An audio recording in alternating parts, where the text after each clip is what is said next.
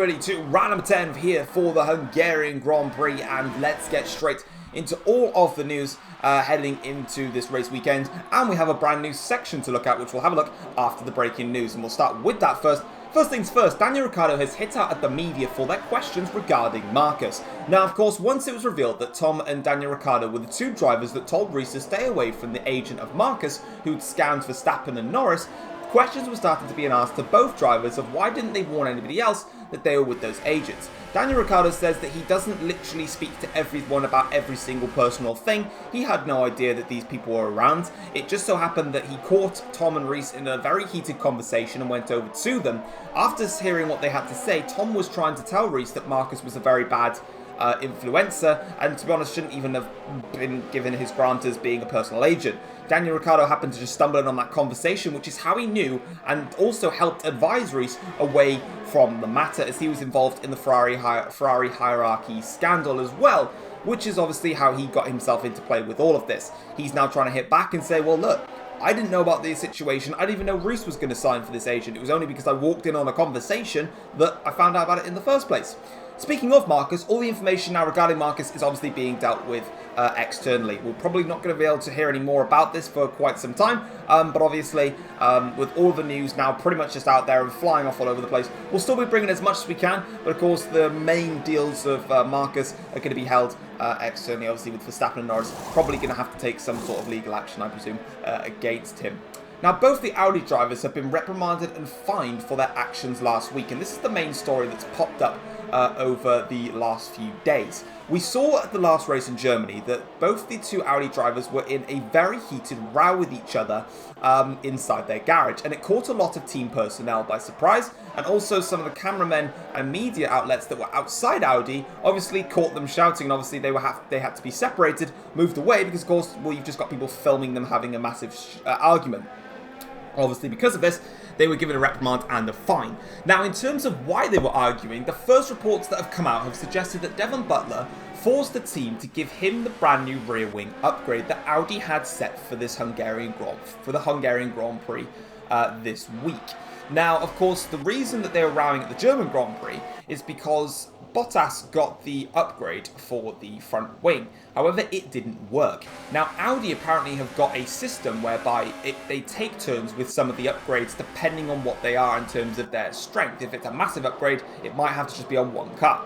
However, what they have also been saying is that if the upgrade doesn't work, then obviously they'll revert back to normal. However, then when the next upgrade comes around, that person will get another opportunity to try out the new upgrade first, because it wasn't put onto their car with the previous one, because of course it didn't work, so they didn't get to use it. Of course, this obviously got very, very confused, and it's a silly situation Audi are putting themselves in, and they probably want to look further into it.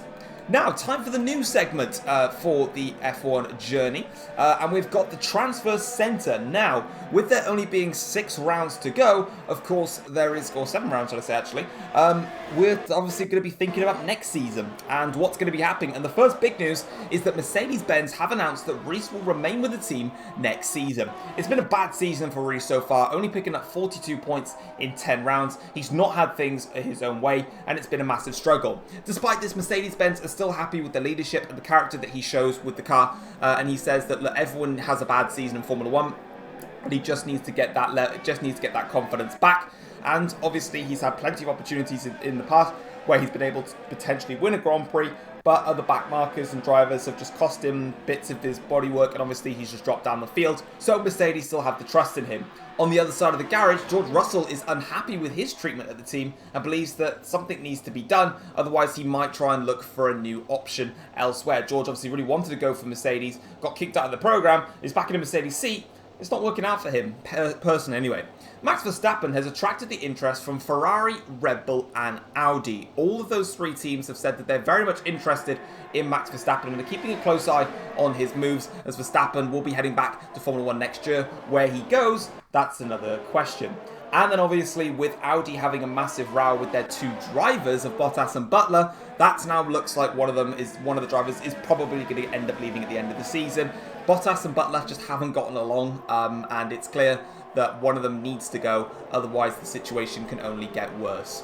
And then finally, looking at the race news then, first of all, teams are again unsure of doing either a one-stop or a two-stop race. They're just, again, it's ultra soft, soft, and then medium. There's a big tyre difference in there. Will the ultra softs be able to take them any major distance without losing too much time? That all depends to be seen. Porsche believe that they are faster than their rivals Audi and Renault and are going to try and take that to their advantage. Pascal Wehrlein in particular was very happy with his car. Rosberg a little bit unhappy with the rear of the car, but still feels satisfied and ready to race. And then lastly, McLaren look absolutely unbeatable. They were rapid on the track. And just like they have been since they brought this major upgrade, which has just completely shocked the paddock with how fast they've gotten, I don't think it's going to get any easier for any of the teams. But we'll find out with the race coming up right now. It's the Hungarian Grand Prix.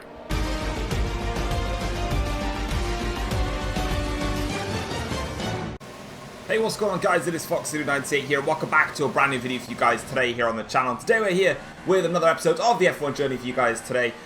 We are here at round number 10 for the Hungarian Grand Prix, and we're going to get straight on with qualifying. Hope you're all having a great day, and hopefully you end up enjoying today's video. If you do, obviously feel free to drop it a like and subscribe to the channel if you're new around here as well. And let's get straight into the action then. So for the first round of qualifying, it was an okay-ish lap. It wasn't anything special though, and you can see that we ended up like 9/10 of a second off the pace, and that was from the Renault of Daniel Ricciardo. So there was obviously lots of pace to find. On my second flying lap, a little bit of a funny exit there as we get some cheeky screen freezes. We cross the line and it is only P10, so we were really lacking for some pace, and I felt like I just didn't quite get the car hooked up as I wanted to.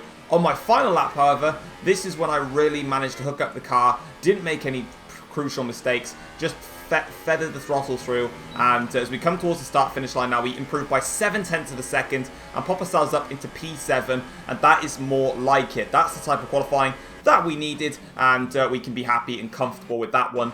But obviously, that doesn't stop the mighty McLarens from going ahead and locking out the front row, with Sam taking pole position by nearly half a second over Lewis Hamilton, with Alonso the best of the rest, you could say, because McLaren, at the moment, have found a new dimension in which no one else can be anywhere near to. So let's have a look and see how we can get on in the race and just try and work it out from there. George Russell, though, down in P15, so an awful qualifying for the Mercedes man there. So he's got his work cut out on a track which is notoriously difficult to overtake at. But as we have a look at the strategy then, it's going to be a two-stop race. We're going to have to come in early to get rid of the ultra-soft tyres. So that might come back to bite us versus the likes of the Porsches and the Audis. But as we get this race underway then, it's been a goodish start for Lewis Hamilton. Reece didn't get the best of starts though from 4th place on the grid. He's being swamped up now by the likes of Vettel, Ricciardo, and even myself. We've had a great start out front meanwhile. And as you can see, we go around the outside of our teammate Vettel, getting past him nice and quickly. And now we're attacking Daniel Ricciardo as we make our way down towards turn 2. The two McLarens going side by side up front. And Sam looks to have just won that battle. We meanwhile have just won the battle versus Daniel Ricciardo. And that's instant 2 places gained off the start. And up into 5th now after starting in P7. Good start there. And Alonso looks like he fancies to run on Lewis Hamilton, who's compromised after he went for an attack on Sam. But Sam covered that one off quite nicely. On to lap 3 of the Grand Prix now, skipping quite a little bit further ahead here. This is a fight that's going on at the back of the grid here. It is Nico Hulkenberg in the Jaguar, making a move past the Williams car of Nick De Vries, I want to say it is. I believe so. And he makes that move nice and comfortable there. And this was kind of a stage in the race where we were just, just trying to extend our advantage here.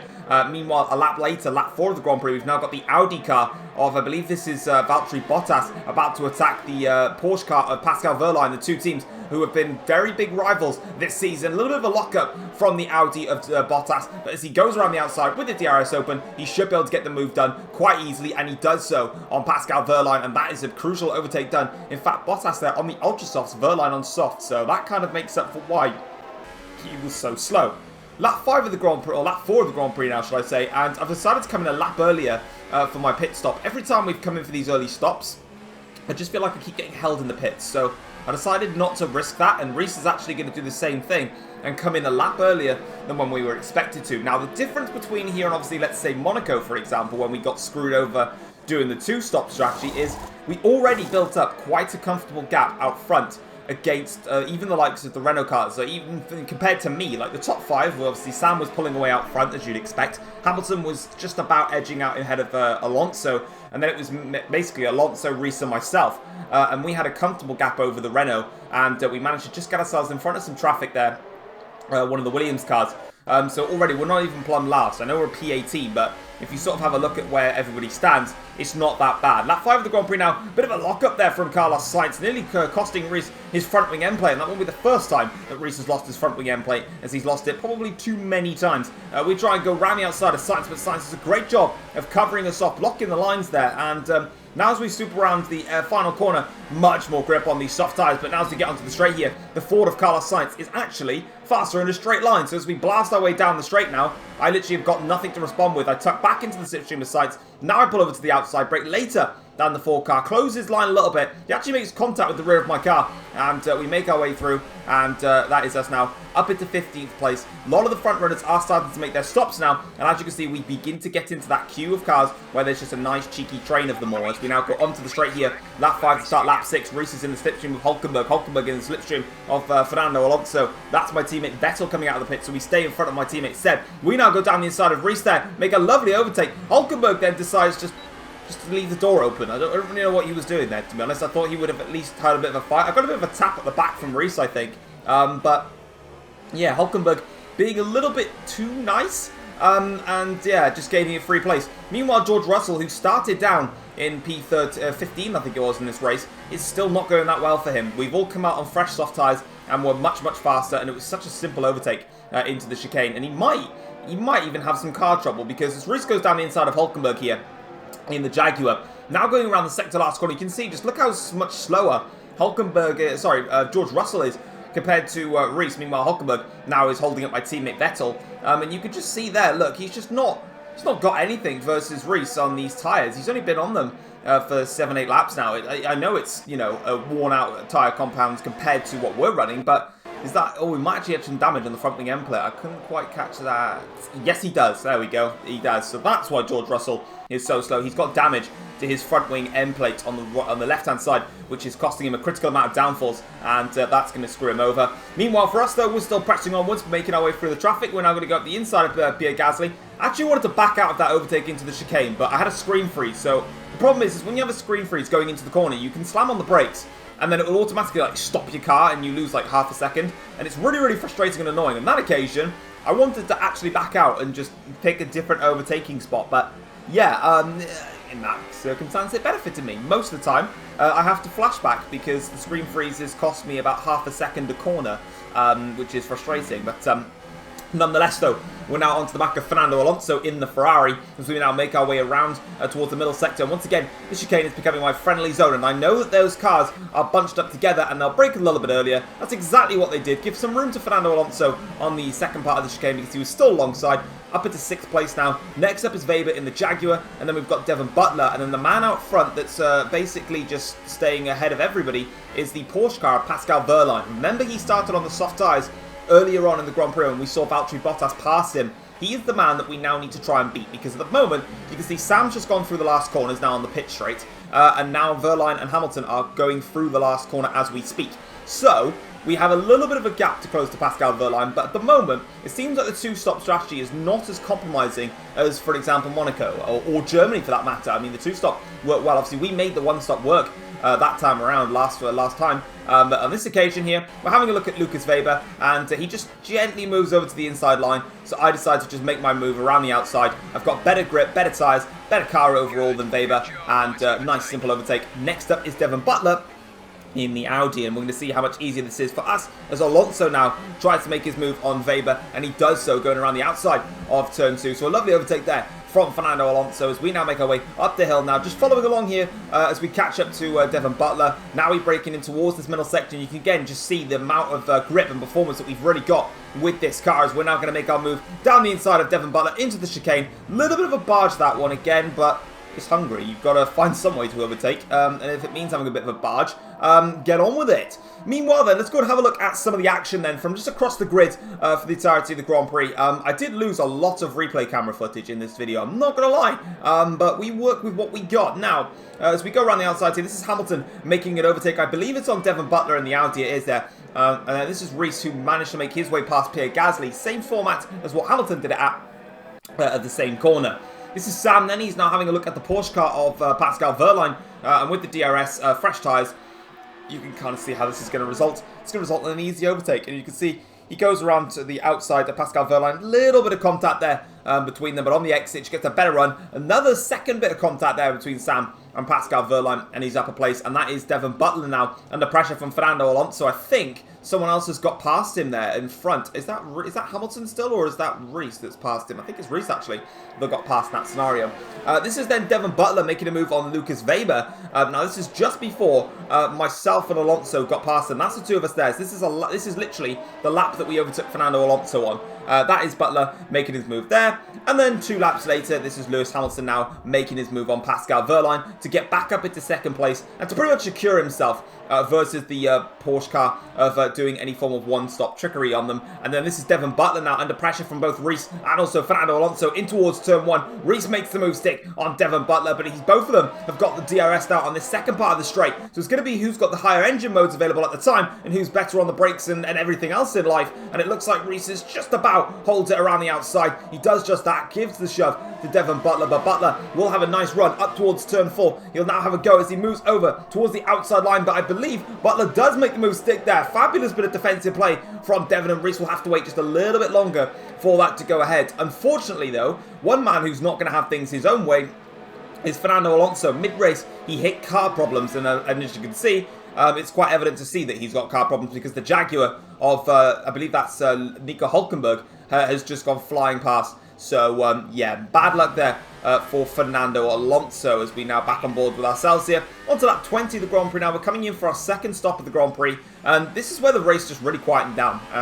It was very, very silent from here on out, to be honest. We're coming in, though. We do still have the threat of Pascal Wehrlein now.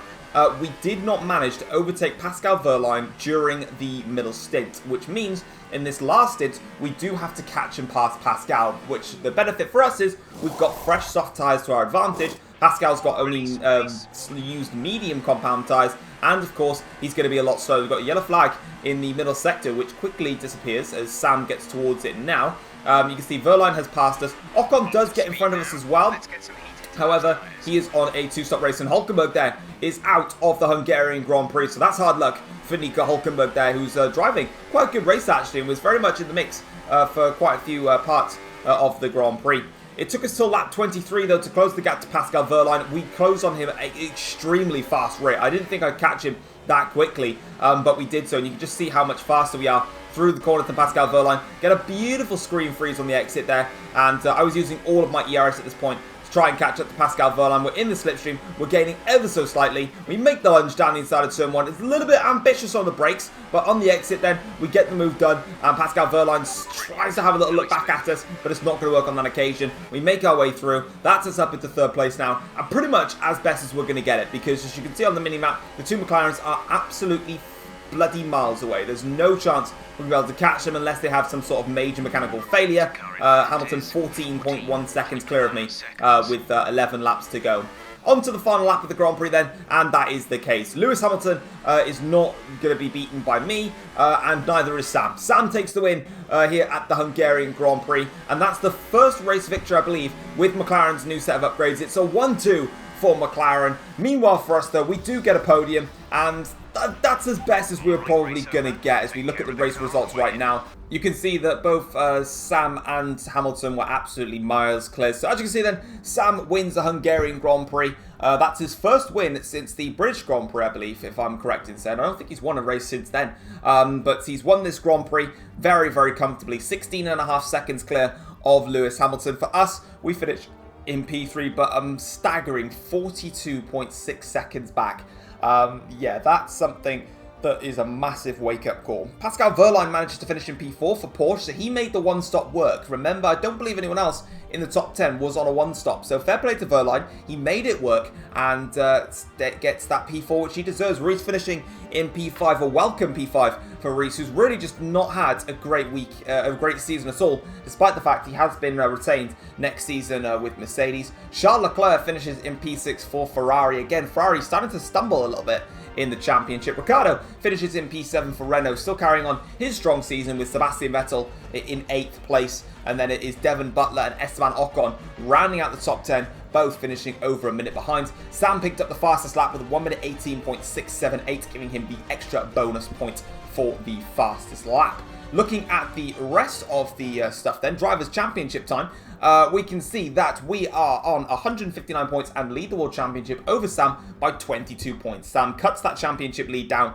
today by 11 points. So obviously this is now starting to get concerning. The chase for Sam is well and truly on, and it's all about if we can hold off that chase in this championship. Charles Leclerc is still third in the championship. He's on 108 points and is kind of there or thereabouts. He just really needs me to slip up massively in the championship race, otherwise it's pretty much over for him. Pascal Wehrlein's incredible season just keeps getting better. He's moved up to 4th now in the championship with Porsche. He's on 81 points and is now pulling away from George Russell, who was on 75 points, who didn't actually score today. Bad weekend for George Russell. Daniel Ricciardo is P6 for the Renault on 68 points, and it just goes to show that even though Ricciardo has had a great season, it just goes to show how much better Pascal Wehrlein's season has gone. Fernando Alonso is dropped down to 7th in the championship, and he's on 66 points, and it's shocking to say that after 10 races, Alonso's only scored points in 4 of them. He's failed to score in 6 races.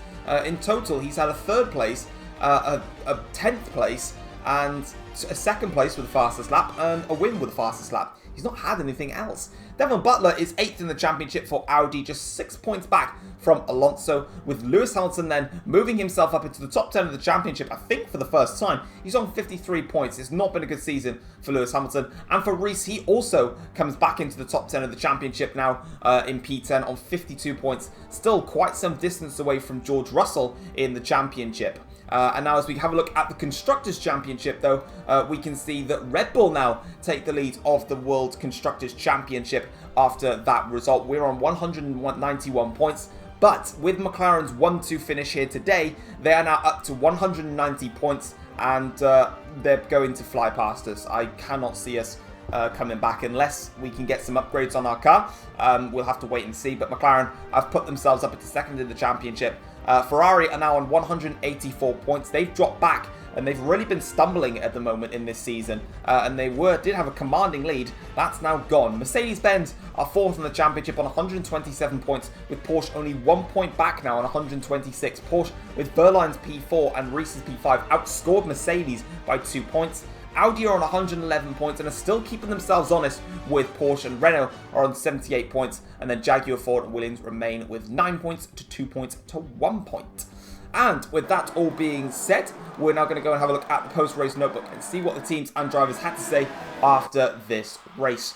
So first things first then, McLaren are absolutely delighted with the 1-2 finish and state that the title is now pretty much in their hands. They've said that they've now got by far the fastest car. The other teams on the grid admit that, and they say now it's time for them to take their chances. They can't afford mistakes, mechanical problems, anything like that. They've got to win every single race. They believe they can do so. The rest of the teams think that they will, and now it's up to them to capitalise on the car that they've got. Once again, the mixed strategies cost many of the big teams again in terms of their race finishing positions. We saw with the likes of Pascal Wehrlein in the Porsche that he was finishing in P4 after doing the one-stop strategy, and again the two-stoppers had to deal with a lot of traffic mid-race and then didn't really have much time on their middle stint to actually focus on driving around. Normally they were just too busy stuck in traffic. It didn't work out for them. We don't expect to see any of that come the next set of races, but it's something that people are starting to really try and keep an eye on heading into the final few rounds. And then Tom believes that he did the best that he could in a much weaker car. We saw Tom start in P7, managed to finish on the podium in 3rd place. However, in saying that, of course, the McLarens finished over 40 seconds clear of him. He says that obviously it's going to be extremely difficult to hold the championship lead. He'll do what he can, but he has a weak car, and he doesn't think that he'll be able to replicate what he did last season and win with Mercedes after the threat of McLaren. He thinks this time McLaren have gone a step further, and he doesn't know if he can take it that extra step. But we'll have to wait and see if he can do anything about it, as next time around we're going to be heading off to Singapore under the lights for the Singapore Grand Prix. Hope you guys have enjoyed today's episode. If you have, feel free to drop it a like, subscribe if you're new around here as well, and we'll see you guys next time. Take care all, thank you very much for watching, peace!